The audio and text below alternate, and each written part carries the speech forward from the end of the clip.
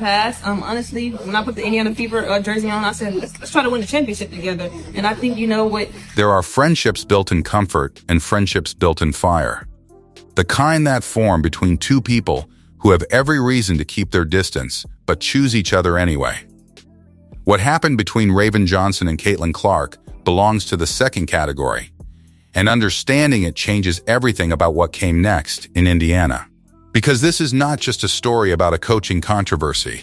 It is a story about two women who found genuine friendship across what the internet insisted was an impossible divide, and what happened when one of them watched the other being treated in a way that no professional athlete should have to tolerate from the staff that is supposed to develop and support them.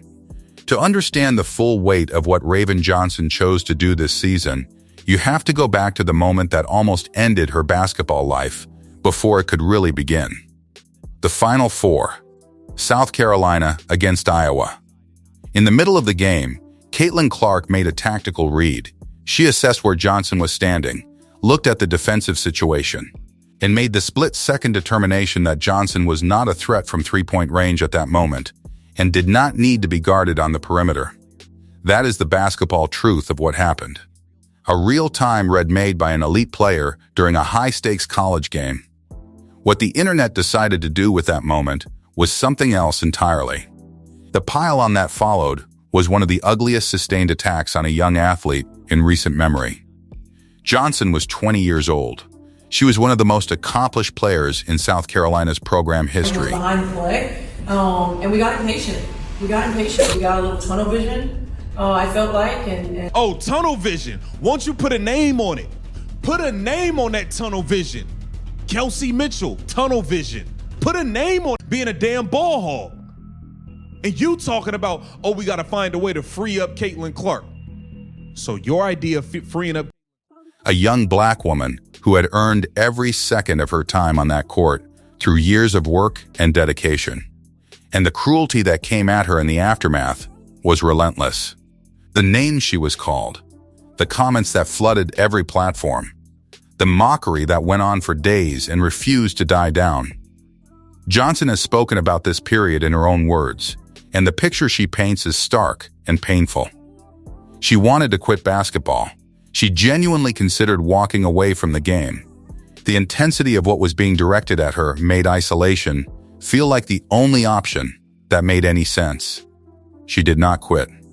She went back to South Carolina, channeled everything that had been thrown at her into fuel, and came back with a purpose that the people who had targeted her did not anticipate. In 2024, South Carolina went undefeated. They won the national championship. Johnson was a central part of that run from start to finish. She came all the way back from the most humiliating public moment of her career and stood on the biggest stage in college basketball with a ring on her finger. That is not a manufactured redemption story. That is what actually happens when someone refuses to let the worst moment define what comes next. And then she was drafted professionally into the Indiana Fever, into the same locker room as Caitlin Clark. The question everyone asked was obvious. How does that actually work? Not in the press conference sense, not in the answer you give when someone puts a microphone in your face and expects something diplomatic. In the real sense, what is it actually like to walk into a professional environment and share a locker room with the person whose name was attached to the moment that nearly ended your career? Johnson answered that question directly, without evasion. When she put on the Fever jersey, she said the past was in the past. She was not in Indiana to revisit history or carry old weight into a new situation. She was there to win a championship, and that turned out to be exactly what Clark talked about too. Every day, every practice, every film session.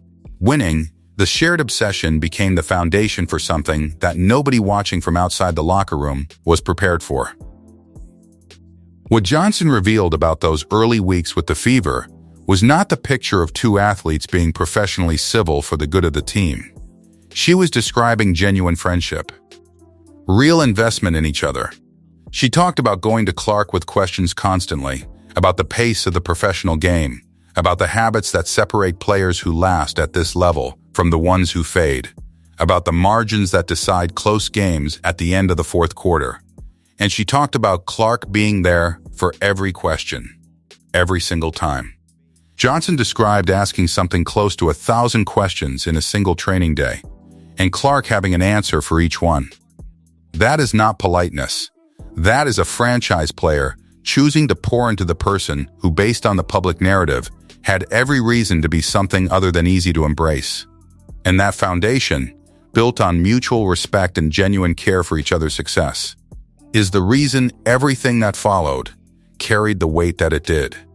Because when Johnson started watching what was happening to Clark on the sideline and in the coaching relationship, she was not watching it as an outsider. She was watching it as someone who had built a real friendship with the person at the center of it. The pattern around Stephanie White's treatment of Caitlin Clark had been building throughout the season in ways that were documented and visible to anyone paying close attention. Sideline interactions captured on camera. Moments that analysts and media voices described consistently as going beyond coaching instruction into something that read much more like visible disrespect directed at the player who was supposed to be the face of the franchise. Rotation decisions that defied any coherent basketball rationale. An approach to managing the biggest name in the sport that nobody could defend using actual competitive logic. And it was not only about the head coach. The assistant coaching culture that had developed around White included documented incidents involving other members of the staff, physical sideline interactions that were captured and circulated widely enough that the front office could not reasonably claim they were unaware. That culture, the way the coaching staff as a whole was relating to Clark, had been permitted to continue without any public correction or visible accountability from the organizational leadership above it. That absence of correction was a decision. Everyone inside that building understood what that decision communicated. The front office had the footage. They had the analytical data on the rotation choices and their documented consequences. They had the internal reporting. The accumulation of incidents across the season was not subtle or hidden. And the organization chose to retain the coaching staff. That is not an oversight. That is a deliberate institutional choice. And it had consequences that reached into the locker room and onto the bench in ways the players lived with every single day. The Portland game brought the rotation situation into focus in a way that was impossible to misread analytically. Portland was playing their third game in 4 nights, depleted and running short. This was the kind of matchup that should have been manageable for a healthy Fever team with their best player in rhythm. Clark opened the game sharply. 2 points, 3 assists, and a rebound in the first 2.5 minutes. The Fever were up. And White pulled her out. From the moment Clark left the floor, Portland went on a sustained run of 13-2. Clark came back in with the deficit compounding, and whatever momentum had been building in those opening minutes was gone for good. The game unraveled from there and never came back. The analytical case against those decisions was not complicated. When a player is actively generating momentum against an exhausted opponent, you do not remove that player in the middle of that run. That is a basic error in competitive management, and it was part of a pattern that had been repeating across the season in different games and different forms. Raven Johnson was watching all of this from inside it, not from a distance, from the bench, from the locker room, from inside the daily reality of what it meant to be on this team. She had spent weeks watching Clark invest everything she had into practices and games and film sessions. She had seen her show up every single day and give the kind of effort that franchise players owe their organizations, and that this organization was not reciprocating through its coaching decisions. And she was watching a coaching staff systematically undermine that investment through choices and behaviors that served no identifiable purpose connected to actually winning basketball games. Something solidified inside that observation, not loudly. These decisions do not announce themselves with a declaration. They form in the space where evidence stops accumulating and starts demanding a response. Johnson spoke with Clark. The conversation did not need to be long or complicated. The situation had made itself clear over weeks, and both of them understood what the reality was. The organization had seen the same record that everyone outside the building was seeing. They had made their choice. And when leadership makes the decision to continue enabling a pattern that is documented and visible, the options available to the people living inside that pattern narrow considerably. You can wait and hope something changes without anyone forcing the issue. You can speak through the media and watch your words get managed and redirected. Or you can refuse. You can make the failure visible through action in a way that management cannot explain away or quietly absorb into a press conference answer. A rookie doing this 3 weeks into her professional career is not an ordinary thing. The stakes for a first-year player are not theoretical. The roster spot, the development opportunities, the professional future that is only beginning to take shape, all of it depends on the goodwill of the organization she is now confronting. There is no veteran protection, no leverage built from years of service, no track record long enough to cushion the risk. There is only the conviction that something is wrong and the willingness to make that visible at personal cost. Johnson had a frame for that kind of conviction that most players do not carry into their first professional month. She had faced something in her college career that stripped away any illusion about the true cost of staying silent when something is clearly wrong. She had survived the most concentrated form of public cruelty that social media is capable of producing, had rebuilt from it, had won at the highest level, and walked into the professional league knowing exactly what she was willing to stand for when the moment asked her to choose. The contrast that Clark and Johnson's decision made impossible to ignore was one that had been building against the backdrop of how every other franchise was treating its marquee talent. Teams across the league understood what it meant to have a generational player at the center of a long-term plan and what protecting that investment required in practice. Dallas was building an environment around their young franchise cornerstone.